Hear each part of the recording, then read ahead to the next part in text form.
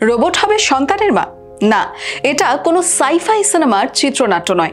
2026-এ বাস্তবে রোবটের মাধ্যমে জন্ম নিতে পারে মানব সন্তান।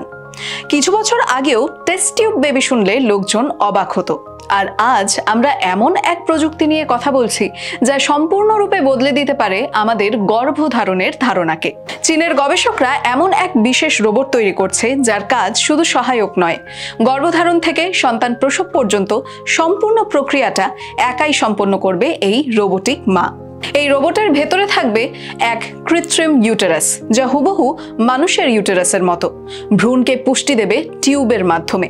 সঙ্গে থাকবে রিয়েল টাইম মনিটরিং, যেমন হৃদস্পন্দন, অক্সিজেন লেভেল, ভ্রূণের বেড়ে ওঠা সবকিছুই। এই প্রজেক্টের পেছনে রয়েছেন ডক্টর জাং কুইফেং, সিঙ্গাপুরের নানয়াং টেকনোলজিক্যাল ইউনিভার্সিটির গবেষক। এই রোবটটি তৈরি করছে কাইওয়া টেকনোলজি। 2026 সালেই প্রথম প্রোটোটাইপ আসছে বাজারে। খরচ প্রায় 1 লক্ষ ইউয়ান, অর্থাৎ $14,000 কাছাকাছি। তবে প্রশ্ন উঠছেই, এই প্রযুক্তি কি বিজ্ঞানের পাশাপাশি মানব জীবনের ধারণাকেও বদলে দেবে? শিশুর সঙ্গে মায়ের স্নেহের বন্ধন কোথায়? ডিম্বাণু ও শুক্রাণু কোথা থেকে আসবে?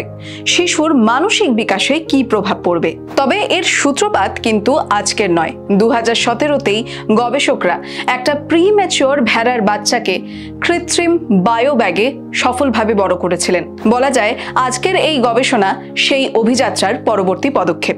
রোবট যদি সত্যিই মা হয়, তাহলে এটা কি আশার আলো, নাকি হবে ভবিষ্যতের একটা অস্বস্তিকর প্রশ্নচিহ্ন? আপনার কি মতামত? এই প্রযুক্তি কি বন্ধ্যাত্বের সমাধান, নাকি মানব সমাজের নতুন চ্যালেঞ্জ?